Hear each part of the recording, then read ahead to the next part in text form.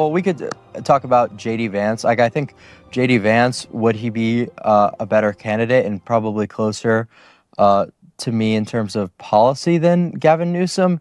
Yes, but he's just not going to be good enough to be deserving. I think the right has kind of let down the voters for the longest time. So I think I don't really think that right wingers should just give support to these jesters who can absolutely continue to underdeliver on their promises.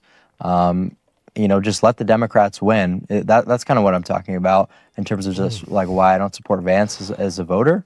But seriously, I have been waiting for this for years. I am so happy.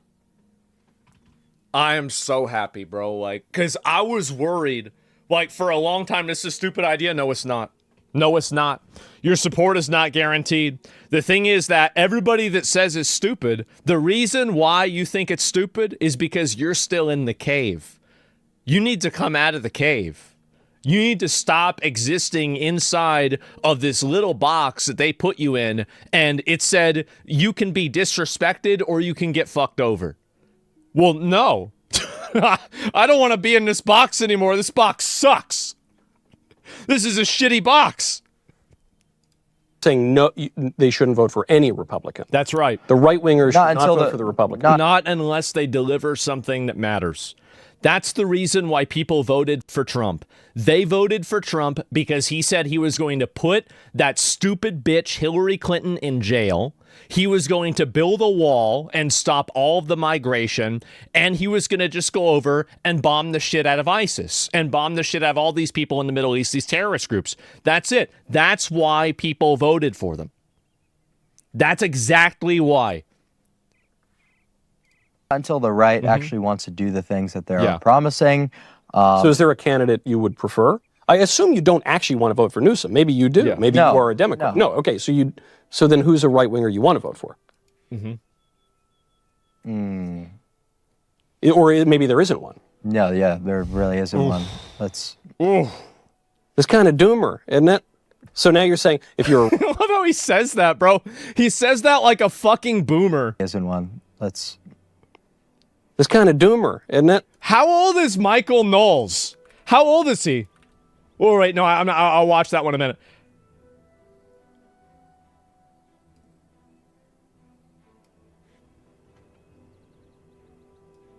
No. No, bro. No, how did this happen? How did this happen to me? What the fuck? That's me. Oh my god. I didn't know he's 30. So he's 30 fucking 5.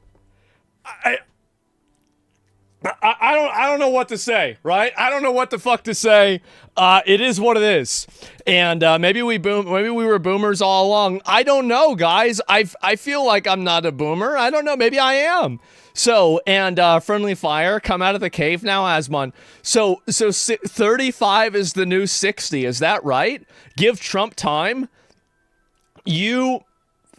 Okay, I'm going to pull you up. Why didn't he do all this shit that happened in the first term? Why didn't he put Hillary Clinton in jail? Why didn't he do anything? He had 5 years of time, and he's had 10 years of planning. Really? Like, it gets better after 2. This is, yes, exactly. This is like one of these guys that like, yeah, I played this video game, and I thought it wasn't very good. Oh, no, bro. See, you don't understand. If you play the game for like 230 hours, it's gonna be really good. No, you don't understand. See, it gets good after you played it for 200 hours. Cause I played it for like 5,000 hours. It's really good, but you have to play it a lot. Like it's gonna be in his next term, he's gonna be able to do it. What is this? Most of his first term was spent fighting impeachments. It wasn't spent fighting impeachments. And also, what if he gets impeached? Who gives a shit? Like, it doesn't matter whether he gets impeached or not. Bill Clinton got impeached. Who gives a shit? The problem is that, again, do you think that there is somebody out there that could have done it better than him? Because I think that there is. Or maybe there isn't one. No, yeah, there really isn't one. It's kind of doomer, isn't it? Mm-hmm. So now you're saying if you're a real hardcore Giga Chad right-winger, you should let the Democrats rape your country. Well, yeah, you kind of have to. Like, that's the acceleration.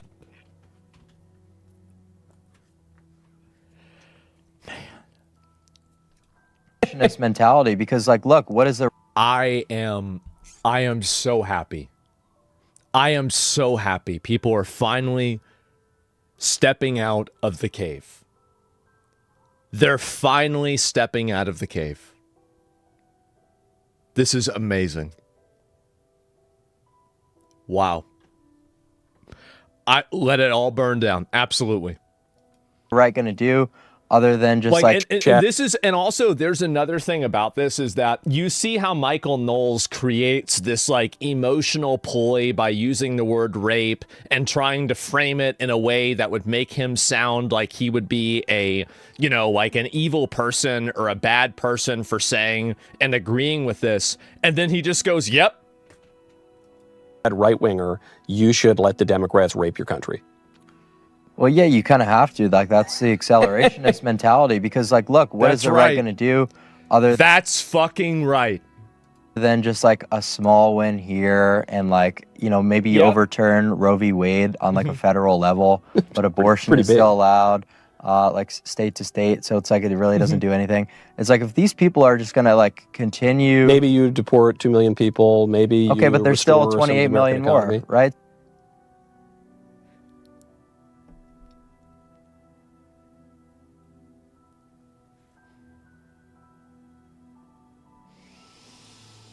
Oh, man. I'm so happy. Does acceleration help South Africa, Rhodesia? You think I give a fuck about South Africa? We shouldn't even be there. Leave them the fuck alone. What the fuck are we doing in Africa? What are you talking about? So until these people actually want to make changes that matter, right? I think 2 million people matters. I think... does it in a country? It doesn't, because it's a slow bleed that will grow over time, but putting bandages over it and then focusing on the bandages while you're bleeding out somewhere else is just a misdirection. The problem is that those people will come here, they'll have kids, and then those kids will obviously, like, this will be a growing demographic that gets larger over time, and then at a certain point, it will be large enough. It will be large enough to create a voting block of people that will vote for amnesty for the people that are illegal.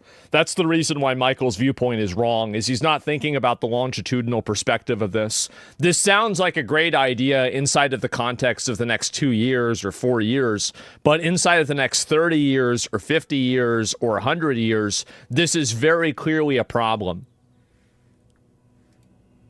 How many people? Like, what are we? 330 million or so. Exactly. Yes. So it's like, this is... We're not really making any progress here. So for the RNC to just demand voters to continue to show up, for what? Really, it's just that's the cope, right? That's what I'm simply advocating for until like the policies change and like the rhetoric is a little better. Exactly. I am so happy to see this. As I said, whenever I was in school and whenever I was in college, everybody that was my age was depressed, mentally ill, fat, retarded, and just in general stupid. And I think that there's still a lot of people that are like that. But the difference is that I think a lot of young guys now, I think they've finally woken up because they've grown up their whole life on the internet. And so they're not sheltered by mainstream media or anything else. Stop, I'm going to cry. I am so proud and so happy. I think this is just not, it's nihilism. It is not nihilism. This is not nihilism. Because you remember, what did Jesus have to do? Your name is Christian. What's your name? Christian something? Christian to the max. Jesus died on the cross in order to save the entire human race, okay? At a certain point, you've got to have some L's to get a W. So think about Jesus. You think he wanted to spend 40 fucking days in the desert? That shit was hot. You ever been to a desert? I haven't, but I've been outside in the summer. It's hot as hell. He spent 40 years. Remember Moses walking around out in the fucking desert, doesn't know where the fuck it is? Oh, where's Israel? Where's it? I don't know where it is. I don't know where I'm supposed to go. 40 fucking years, 20 years, something like that, he walking around. But you know what happened? He found it. He found it. It's not going to happen overnight. It's not going to happen immediately. So, Jasmine preach, what is this? Yeah, see, you don't even know. Y'all might not understand this. I grew up Roman Catholic, okay? I had communion. I went to Mass every Sunday. I had to sit through, I even had to go to catechism, which was like a fucking, like, Catholic school, okay? Like, I know this stuff, so do not invoke this stuff on me. I understand this, okay? I know what you're talking about. So yes, I'm not a religious guy. Catechism was so boring. It was. Catechism was boring and catechism was boring. They were both boring. And so anyway, Jesus in 40 days, something like that, right?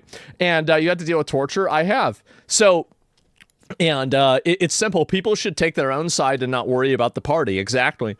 And that's Abraham. Moses never saw the promised land. He died before it. He was told by God that he would lead his people to the promised land, but he would never actually reach it. Moses did die before he reached the promised land, but I think that he saw it on the horizon or something like that, and then he died. That was, I think, the story. But I know that Moses himself did not reach the promised land, although he was destined to lead his people to the promised land. So you want to get into the specifics, I can get into the specifics, but the specifics don't really matter because it's the same point, okay? That's the same point. And anyway, this is correct. Yes, exactly. And so, yeah, how about Sunday school? I had to go to that too. I did. And so can't believe people believe in that. I don't know. It's a metaphor. You want to talk about it. It's like a story, a mythology. I don't want to argue. Are we really going to be debunking the Bible today? Do we want to go and debunk the Bible? Yeah, guys, I don't think Noah could have gotten 2 elephants on the ark. Like, well, how is it that he had 2 tigers on the ark, but there were also like, gazelles, right? Or a sheep. Like, wouldn't a tiger have eaten a sheep? Like, I don't, guys, I don't know if I believe this. Not on a Sunday? Yeah, bro, we can't be debunking the Bible right now on a Sunday. Y'all are fucked up. You guys got me fucked up with this. No, we're not doing this. And anyway, so basically, I see this happen, and it seems like also Nick's saying the same thing. So my message is this. Whoa, hold up. There is a loaded gun pointed at the GOP. Fix it now. Fix the country or get blown away in 28. That's it. That's right. No negotiations. No one's holding their nose one more time. No one's going to be a good sport. We're not going to hold the line. We're not going to vote for the lesser of two evil. There is a loaded gun pointed at the GOP, figuratively, not literally. Figuratively. It's a very toxic climate right now, violent climate. But figuratively, there's a loaded gun pointed at the GOP. You better fix this country. What's the music? I don't know what to say about it. You better march down to the Oval Office and get this guy awake from his nap and fix the country, or none of us are turning out in 20. That's right. That's an ultimatum. Absolutely. Deliver the results, or you going home, bro. Like, you going back to the trailer park, you're going back to the sofa, JD. You going straight back to the sofa. You don't fix this shit. But yeah, that's it. Dumb people never learn. Yeah, exactly, right? Yeah, you don't fix this. Deliver us to people. Exactly, it's a mandate. Absolutely. Power to the people. Yes, 100%. And so, not the Sofa King. Something's going to happen. And before you say, oh, he's the vice president, he can't do anything, tell that to Dick Cheney. Get the fuck out of here. Get the fuck out of here. Why you tell me all that bullshit, bro? The last boss in fucking Metal Gear Rising, it might have been Sundowner, I don't know, but it depends. But one of those bosses wasn't based off George Bush, bro. That was based off Dick motherfucking Cheney, all right?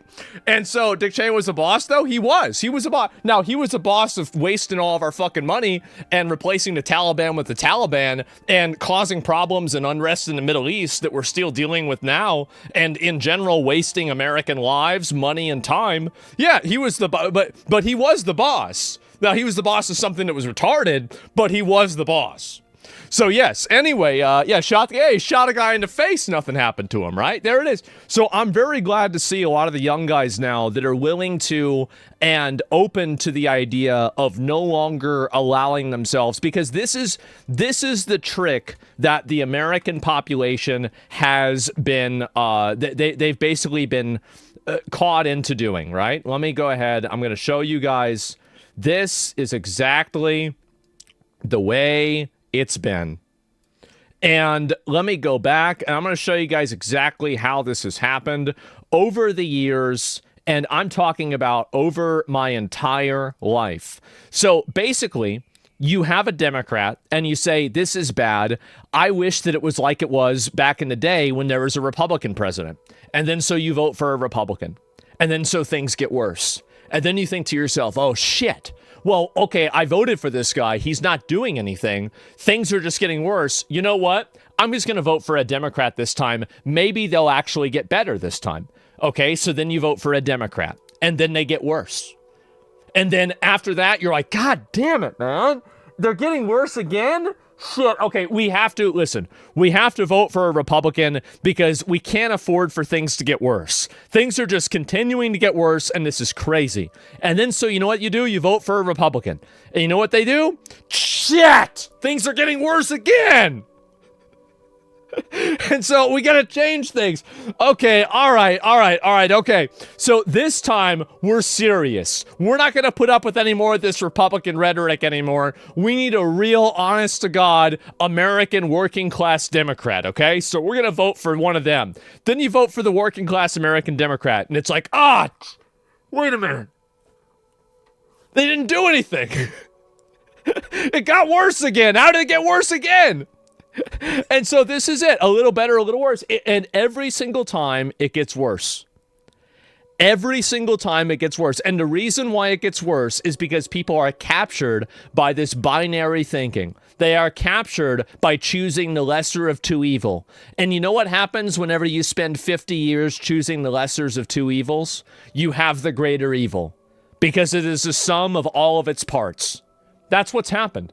So in the process of us choosing the lesser of two evils, we've done it so many times that we've manifested a greater evil. We need Elon to clone past presidents? No, the thing is that, and this is the true opinion, is that I don't want an old president to come back and do what they did then, because these people are product of their time. We need a new person who is a product of the modern age to make the right decisions for the time that we're living in now. Like, we can look at what other people did in the past and like gain a degree of insight from that. Of course we can. But what we really need is we need a new person. We need a young person that understands the modern world, somebody that's willing to, understand these problems and address them directly, right? And that's what I'd say. Not even JFK? No, not even JFK. I don't think so. Because how does he understand computers? He understand the internet? And maybe he would be able to, but I think that we need a modern, and also it's a hypothetical. It's not even real, right? But I want a new person, right? I don't want to have an old person. I want a new person.